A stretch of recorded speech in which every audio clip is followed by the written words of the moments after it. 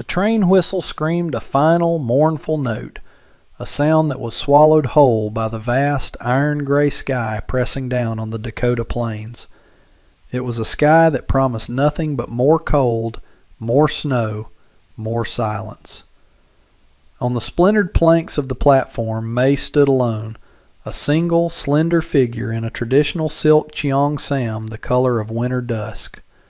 The garment, meant for a temperate southern climate and a celebrated arrival, was a cruel joke in this place. The wind, sharp and full of teeth, clawed through the thin fabric, raising goose flesh on her arms and turning her bare feet, resting on the frost-rimed wood, into blocks of aching ice. Her husband-to-be, the man whose letters had promised a new life, had not been there. His brother, a man with a sour face and shifty eyes, had taken her single trunk, pointed to the bench, and said, "Wait here." Then he had boarded the departing train without a backward glance. She was not a bride. She was luggage, forgotten at the final stop. The few townspeople scattered nearby stared, their faces pinched and curious. They looked at her delicate shoes, now sitting uselessly beside her on the bench, and her bare feet, a testament to a desperate, last-minute decision to trade them for a stale loaf of bread on the long journey. They saw a porcelain doll, breakable and useless, abandoned in a world of mud and muscle. Humiliation burned in her throat, a hot, suffocating poison that was somehow colder than the air she breathed. Loneliness was no longer an emotion. It was the landscape itself, stark, endless, and utterly indifferent to her survival.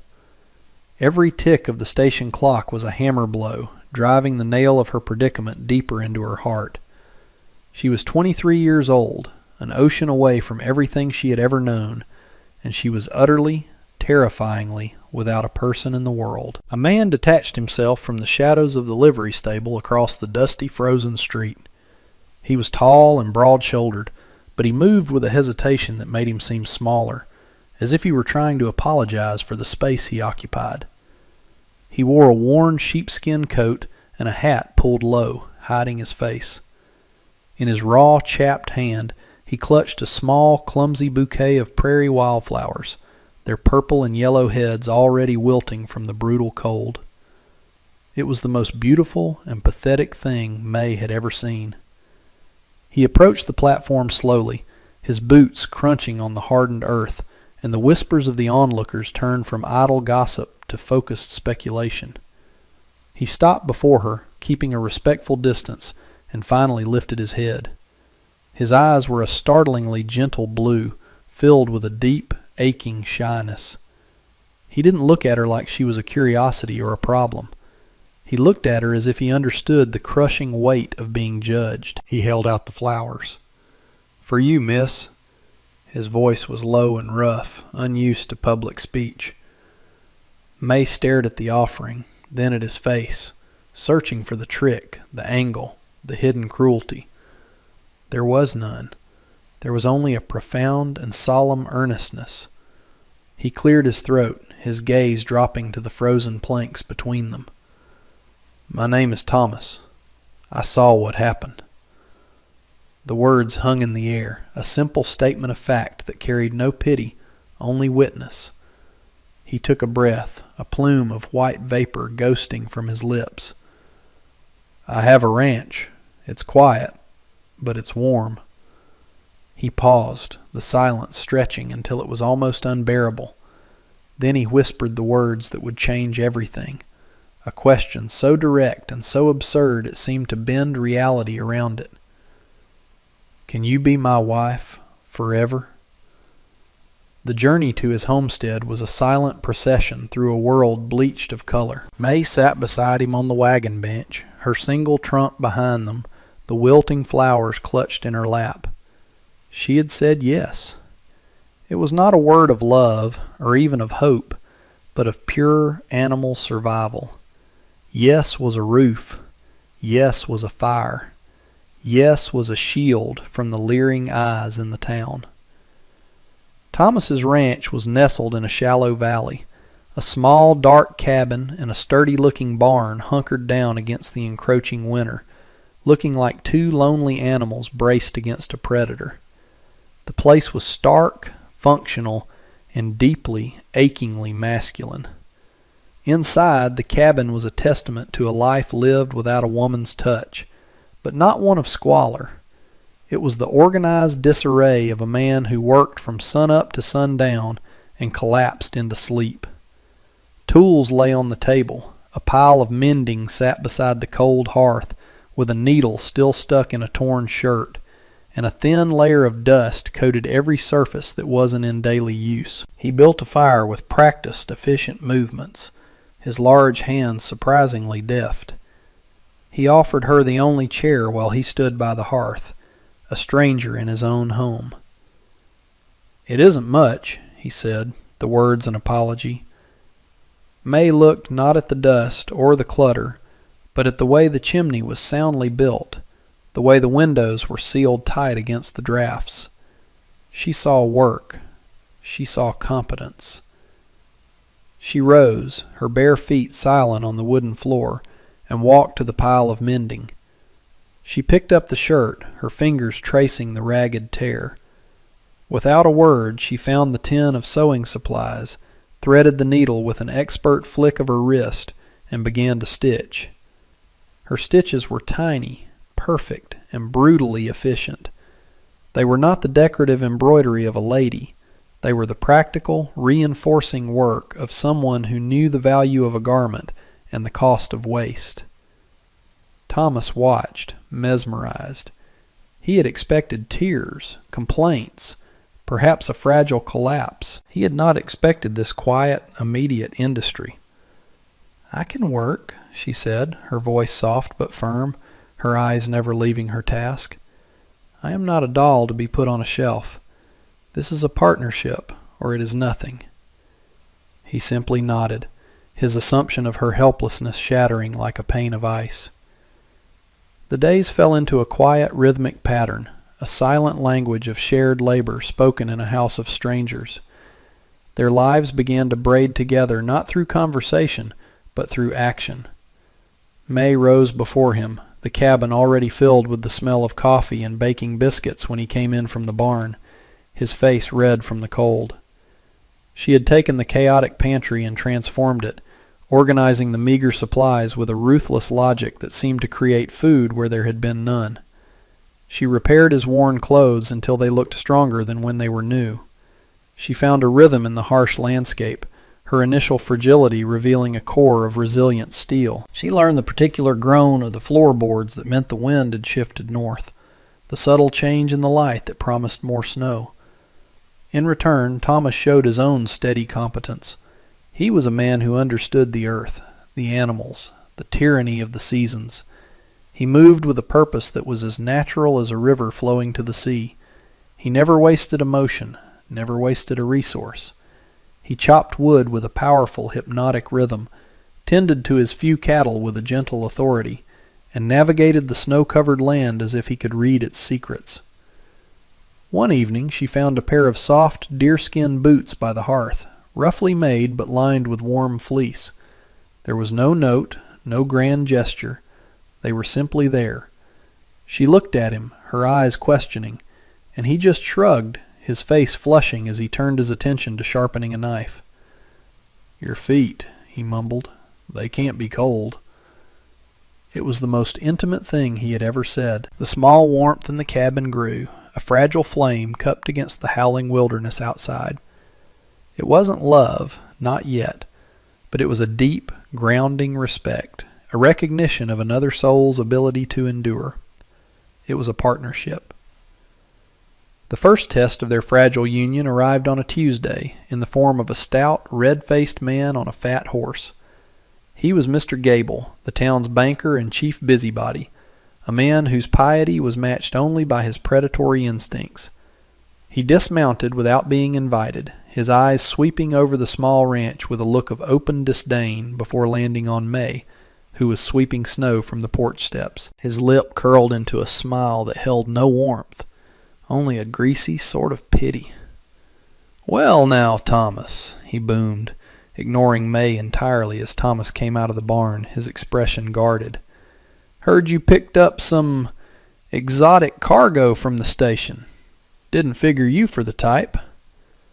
The insult was clear, labeling her as something bought, something foreign and subhuman. Thomas's hands clenched into fists at his sides, a muscle twitching in his jaw. He looked like a man about to charge, but words failed him, his shyness a locked cage around his outrage. May stopped sweeping. She stood perfectly still, the broom held in her hands like a staff of office. She looked directly at Mr. Gable, her gaze level and cold as a frozen lake. "You are mistaken, sir," she said, her English precise and clear, with no trace of the broken accent he likely expected. "My husband did not pick up cargo. He offered a partnership." She took a step forward, her presence suddenly filling the entire porch. "And this partnership is a private one. If you are here to discuss the loan, Thomas and I have reviewed the account. The payment will be made on Friday, as per the agreement. If you are here for social reasons, we are not receiving guests." Mr. Gable's jaw went slack. He had come expecting to intimidate a shy bachelor and mock his strange mail-order bride. He did not expect to be addressed with the cool authority of a bank manager by a woman in a gray silk dress. He sputtered, turning to Thomas for support, but Thomas simply stood straighter, a slow tide of pride washing over his face. He found his voice, quiet but unshakable. "She is right," he said. "Come back on Friday." Gable, flustered and defeated, mounted his horse and rode away, casting one last, bewildered look at the woman on the porch who refused to be humiliated. When he was gone, Thomas looked at May, his blue eyes full of a new and profound admiration. For the first time, he saw not just a survivor, but a queen. That night, the air in the small cabin was thick with unspoken things. The confrontation with Gable had changed the shape of the silence between them. It was no longer a space of caution, but one of shared victory. By the flickering lamplight, May knelt before her trunk for the first time since her arrival. She lifted the lid, releasing the scent of sandalwood and home. Inside, nestled amongst folded silks, was a small, lacquered box. Thomas watched from the table, his hands wrapped around a mug of coffee, his quietness a form of respect. She drew out a set of exquisitely made calligraphy brushes and a worn inkstone. "My father was a scholar," she said, her voice softer than he'd ever heard it. "He taught me that a person's worth is written in their character, not their circumstance. He saved for years to send me to a better life." She traced the smooth handle of a brush. "The man I was supposed to marry, his letters were like poetry. He wrote of respect, of a new world. But his brother saw only a bill of lading, a debt." The humiliation was there again, but this time it wasn't a fire in her throat. It was a cold, hard stone in her memory. She looked at him, her dark eyes reflecting the lamplight. "I was to be a wife of status. Instead, I became a beggar on a train platform." Thomas set his mug down with a quiet thud. He walked to the mantelpiece and took down a small, faded photograph in a simple wooden frame. A stern-faced man and a tired-looking woman stood beside a younger, unsmiling version of himself. "My parents," he said, his voice raspy. "They worked this land until it broke them. They left me with their debt and the belief that a man's honor is in paying what he owes. Gable's father held the note then. Now he does." He looked at the vast, lonely darkness outside the window. "I never learned how to speak to people, how to be in the world. I just learned how to work. I saw you on that platform and I saw dignity, a person whose character was stronger than their circumstance. I didn't have poetry to offer, only this." He gestured around the bare cabin, the admission costing him more than money ever could. The next morning, the world had changed. The sky was no longer a clear, cold blue, but a bruised, suffocating lid of gray that pressed down on the horizon. The air was unnaturally still, heavy with a silence that felt more menacing than any wind. Thomas came in from the barn, his face grim, stamping snow from his boots that was dry and granular, like sand. "It's coming," he said, his voice low. "A bad one." He began checking the seals on the windows, stuffing rags into any crack that might admit the coming cold. His movements were tight with a familiar anxiety, the muscle memory of a man who has fought the wilderness his entire life and knows he can never truly win. "You should stay inside. Keep the fire high. Once it starts, you don't go out, for anything." It was an order born of fear, a desire to protect the one valuable thing in his life by locking it away. But May had not survived an ocean journey and public abandonment to be sheltered like a porcelain vase. She met his worried gaze with a calm resolve. "The animals will need more water," she stated, not as a question but as a fact. "And you will need food that can be eaten cold if the fire fails." She was already pulling out salted meat and wrapping biscuits in cloth. She was not arguing. She was preparing for a siege, her competence a quiet rebuke to his protective pride. He stopped his work and just stared at her, this woman who saw a coming storm not as a monster to hide from, but as a series of practical problems to be solved. He had to trust her. He had to trust that his partnership was with an equal, not a ward. The first gust of wind hit the cabin like a physical blow, rattling the window panes in their frames. A moment later, the world outside dissolved into a churning, blinding vortex of white. The storm was upon them. The howl of the wind became a constant, living scream, a predator circling the small cabin, testing every wall, every seam. Snow piled in drifts that buried the windows, plunging the interior into a perpetual twilight, lit only by the hungry orange glow of the hearth fire. They existed in a bubble of warmth and light, a tiny island in a raging sea of white oblivion. Hours bled into a day, then a night. They spoke little, conserving energy, their world reduced to the crackle of the fire and the roar of the blizzard.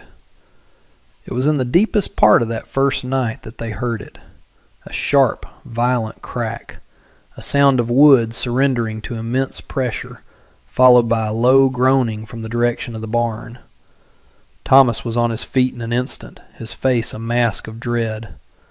"The north wall," he breathed. "The old beam." That barn and the handful of cattle within it were their entire future, the only weapon they had against Gable and the coming spring payment. To lose it was to lose everything. He grabbed his heavy coat and a lantern, his jaw set. "Stay here," he ordered, his voice raw with urgency. May was already wrapping a thick woolen shawl around her head and pulling on the deerskin boots he had made for her. "That is your future in there," she said, her voice steady despite the fear that coiled in her stomach. "It is my future too. What do you need me to do?" He looked at her, at the absolute certainty in her eyes, and the last of his instinct to protect her by isolating her vanished. It was replaced by the stark, terrifying need for an ally. There was no time to argue. "Rope," he said, his voice tight. "All of it. And the axe." He opened the door, and the storm lunged inside, a furious blast of ice and wind that stole their breath and tried to claw the light from the lantern.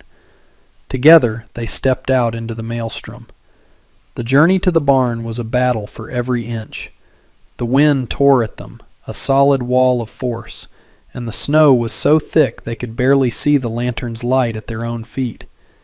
Inside the barn, the chaos was terrifying. The wind shrieked through the gaps in the walls, and the panicked, lowing cattle shifted nervously. A massive roof beam, the main support for the northern side, had splintered near the wall, sagging dangerously under the weight of an immense snowdrift on the roof. It groaned with each new gust, threatening to bring the entire structure down upon them.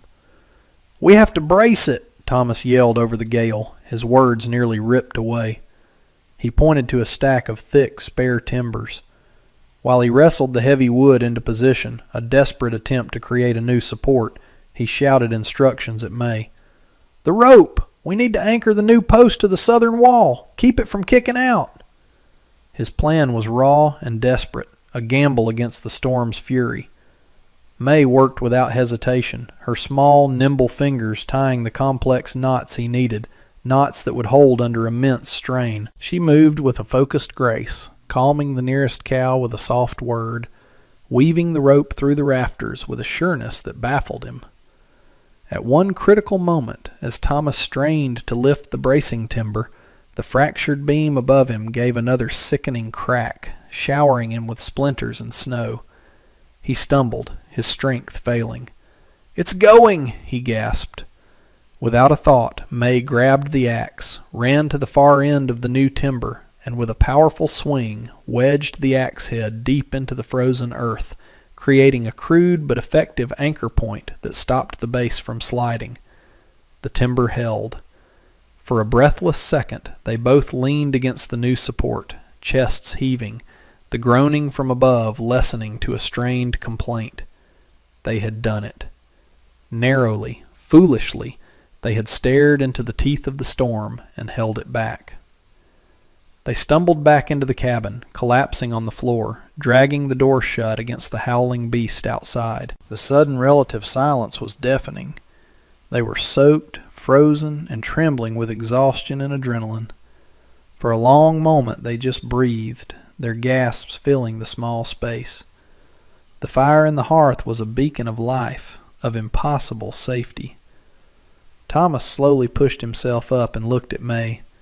Her hair was laced with snow, her face was numb with cold, but her eyes were bright, fierce, and alive. He saw a deep bleeding scrape on her hand where the rough rope had torn the skin. Gently he took her hand in his calloused thumb brushing away the blood. He led her to the fire, and using a clean cloth and warm water from the kettle, he began to clean the wound. His touch was hesitant, unbelievably tender. "You were," he started, but couldn't find the word. "I was terrified," she confessed in a whisper, her own gaze fixed on their joined hands. "But I was not alone." The simple truth of it settled between them, more profound than any declaration of love. He finished bandaging her hand and didn't let go. He just held it, warming her frozen fingers in his own. "When I saw you at the station," he said, his voice thick with emotion, "I asked if you could be my wife forever. It was a desperate question, from a lonely man." He looked up, his shy blue eyes meeting hers directly, holding them. "Now I'm asking again, not because we need to survive, but because I cannot imagine surviving without you." A single tear traced a path down her cheek, a warm drop in the cold room. She squeezed his hand, a silent, powerful answer. The contract for a roof and a fire had been fulfilled in the heart of the storm. Everything from this moment on was a choice. It was the foundation of a home. When spring finally came, it was a revelation. The world, once a brutal canvas of white and gray, exploded into 1,000 shades of impossible green. The snow melted, feeding the creeks and revealing the rich, dark earth. The ranch had changed too. The north wall of the barn was rebuilt, stronger than before, with new timbers Thomas had hewn himself. Beside the cabin, a small, meticulously planned garden was taking shape, its neat rows a testament to May's patient, hopeful hands. The partnership that had been forged in winter now blossomed in the sun. News of their survival and of the woman who had helped save the barn had trickled into town. The stares they received were different now, no longer pity or scorn, but a grudging, then a genuine, respect. Mrs. Gable, the banker's wife, sent over a jar of apple butter with a neighbor, an unspoken apology and an offering of peace. One afternoon, Thomas came back from town with a small package. It contained not seeds or tools, but 2 simple wedding bands, hammered from polished silver. He didn't make a speech. He simply took her hand, the one he had bandaged in the storm, and slid the ring onto her finger. She did the same for him. That evening they sat together on the porch steps, the hard work of the day done. The air was soft, filled with the scent of damp earth and new life. They watched the sun set, painting the vast sky in strokes of pink and gold. He reached over and took her hand, their fingers lacing together in a gesture that was now as natural as breathing. "It's a good place," he said quietly, looking out over the valley. May leaned her head against his shoulder, a sense of profound, hard-won peace settling over her.